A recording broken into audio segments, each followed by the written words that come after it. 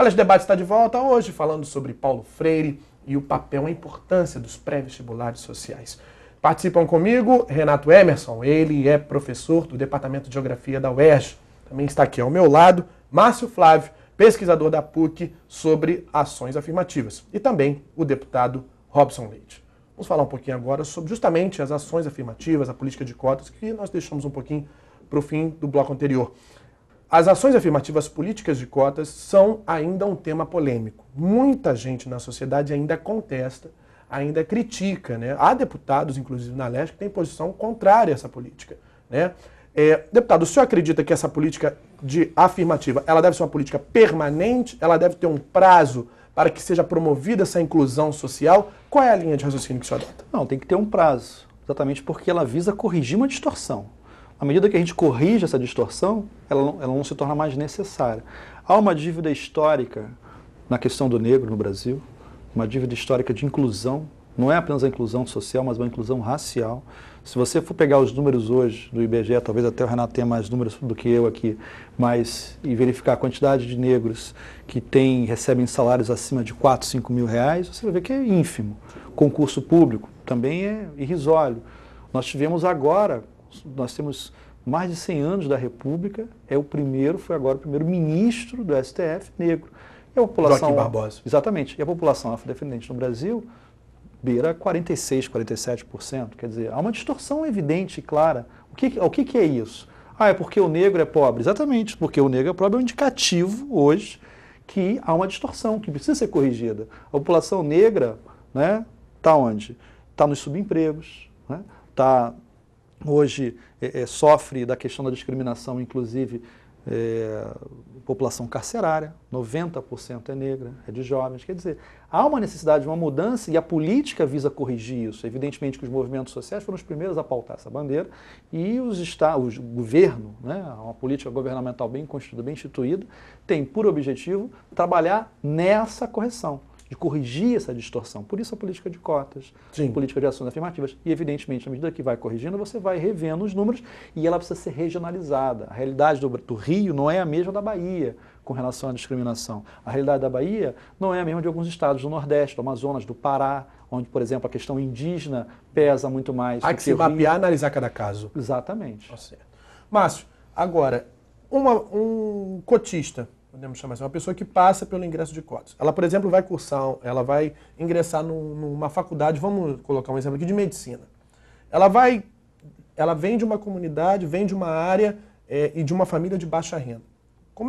Como trabalhar para que esse aluno tenha as mesmas oportunidades no dia a dia da faculdade dele, porque os instrumentos de trabalho, por exemplo, num curso de medicina são muito caros. Um estetoscópio é muito caro, um livro de medicina é muito caro. Qual é o papel aí da política de ação afirmativa não só em fazer com que esse aluno ingresse, mas que ele tenha o mesmo nível de oportunidades e de chances e de conquistas que os outros alunos que vieram de uma outra formação acadêmica? Bom, na nossa pesquisa a gente visitou 20 universidades, né? E isso é um argumento que as pessoas que são contra as ações afirmativas sempre levantam, né? O aluno vai entrar, mas não vai conseguir sair. Mas, por um outro lado, a discussão sobre ações afirmativas e trazer esses alunos para dentro da universidade fez com que a universidade se mexesse e começasse a pensar pedagogicamente, né, como resolver esse problema. Então, eu posso dizer que nas 20 universidades que a gente visitou, as universidades que levam a proposta, né, do seu projeto a sério, sempre incluem essa questão no seu programa, né? Então, o que eu estou querendo dizer? Uma universidade... que tem um acompanhamento. Uma universidade que se planeja a atender esses tipos de aluno, esses tipos de casos, caso os alunos venham precisar. E aí os movimentos sociais têm um papel muito importante, né, Renato? De não só fazer o ingresso, mas fazer esse acompanhamento para que haja realmente uma inclusão social de fato. Né? Na verdade, o que os movimentos sociais fazem é manter essa agenda na superfície dos debates da universidade, da sociedade como um todo. Quem carrega essa agenda são os movimentos sociais, é a luta antirracismo do movimento negro, mais especificamente. Quando a gente fala de política de permanência, eu creio que existem dois campos que são fundamentais de serem pensados. De um lado, é essa dimensão da permanência financeira do aluno. os custos, na verdade, esses custos são custos do acesso ao conhecimento que a universidade relega ao aluno. Isso funciona como um filtro social. Se o aluno, para aprender medicina, ele precisa desses instrumentos, na verdade a universidade deveria se responsabilizar pela garantia disso. Se no direito ele necessita de livros, a universidade deveria se estruturar para isso.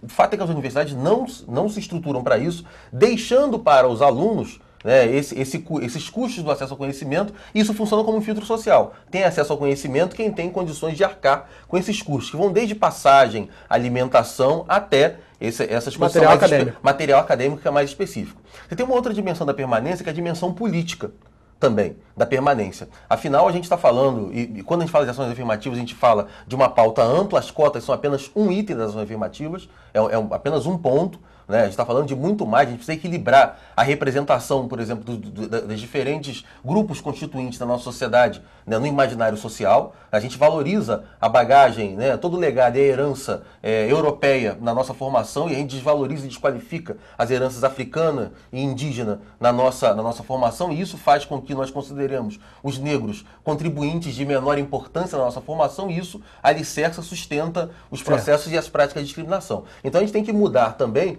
os processos de produção de conhecimento, criando condições para que esses alunos se tornem protagonistas da construção de conhecimento dentro da universidade. Quem traz essa discussão é o movimento social, é o movimento negro, que vem debatendo a necessidade de deseurocentramento das nossas grades curriculares, das nossas estruturas curriculares, das agendas de pesquisa, a possibilidade de uma abertura das agendas de investigação dentro da universidade, para que as preocupações que esses alunos trazem pela sua trajetória social sejam valorizadas dentro da universidade e não desqualificadas. Porque o que hoje existe ainda é uma desqualificação daquilo que esses alunos trazem e uma valorização daquilo que os professores, né, que vêm, né, de origem social distinta desses alunos consideram como relevante e importante. Então a permanência ela tem que contemplar essas duas dimensões. Deputado. Pois é, e o Renato trouxe um ponto que é importante. Veja, as grades curriculares, eu já lei, né, a questão da história da África. Isso é fundamental até para você contribuir um pouco no resgate do patrimônio histórico-cultural da formação brasileira. A questão da história da África, a questão da formação das comunidades quilombolas. O dia 20 de novembro, por exemplo, Dia da Consciência Negra, eu acho que é um avanço que a gente resgata, um atraso, né, de 100 anos desse reconhecimento. É um dia de luta, é um dia de combate ao racismo, um dia de promover assim, essa celebração da diversidade cultural brasileira. Esse é um patrimônio que a gente tem. Isso não pode ser esquecido, não pode ser colocado de lado. Os negros, né, oriundos da África, contribuíram positivamente para a formação cultural brasileira. Fundamentais. Eu sou autor do projeto de lei do Dia do Jongo. E o meu principal objetivo foi porque o jongo vinha sendo discriminado nas comunidades, constantemente. Fiz questão de dar medalha Tiradentes, foi a tia Maria do jongo, para a gente quebrar um pouco esse mito. É uma manifestação cultural que resgata as nossas mais belas tradições africanas. Certo. A questão dos escravos. Isso que eu ia até perguntar, qual o papel da LERJ em toda essa promoção de políticas e de estímulo a políticas afirmativas? Qual o papel da Assembleia Legislativa? Primeiro, fomentar o debate.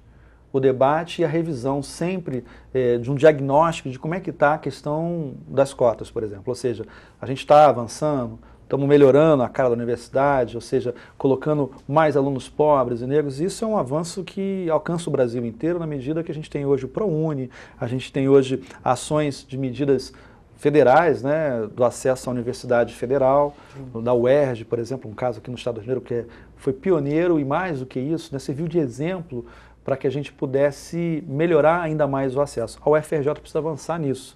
A UFRJ tem as cotas sociais, mas ainda não tem as cotas raciais.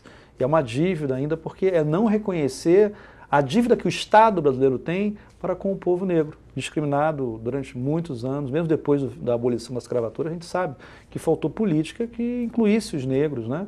Você precisa ter uma Constituição, um papel fundamental do Estado. E outro elemento importante também que a Assembleia Legislativa pode e deve é na construção de políticas públicas. Aqui para o Estado do Rio de Janeiro, nós acabamos de aprovar a questão das cotas para concursos públicos, cotas raciais, é um avanço. É um pioneirismo do Rio de Janeiro que sempre, com um pensamento progressista, vem nos últimos anos, fomos pioneiros na questão das cotas raciais. no acesso à universidade, agora pioneiros na questão do concurso público, e o debate precisa ser feito. A sociedade precisa refletir sobre o tratamento com igualdade e que se dá, evidentemente, com a correção de distorção. É um princípio constitucional, né? Márcio, aquilo que o deputado estava falando, complementando, é importante analisar cada universidade, pois as ações afirmativas variam de acordo com as universidades, né? Correto. Cada universidade, cada estado, cada região adotam um tipo de política de ação afirmativa para que melhor adequa à sua realidade. Sim. Né? Por incrível que pareça, muitas universidades, principalmente as federais, que a lei aqui no Rio é só para as universidades estaduais. Sim, né? E cada universidade federal, aquela que decidiu adotar algum tipo de programa de ação afirmativa, teve que passar pelo seu conselho universitário. Então, foi uma discussão interna dentro da universidade, né, para a sociedade. Aí, nisso, a gente tem um monte de experiências diferentes, desde das cotas, né, reserva de vagas, a bonificação na pontuação. Ou seja, a luta não pode parar, a militância não pode parar, o trabalho de inclusão, de trabalhar pela inclusão, não pode parar. Eu quero agradecer a participação dos três aqui no Alerj Debate de hoje. Lembrar você que você pode assistir esse Alerj Debate também pela internet. Anote aí o endereço do nosso site, www.tvalerj.tv. Obrigado pela sua audiência. TV Alerj, o canal do povo fluminense.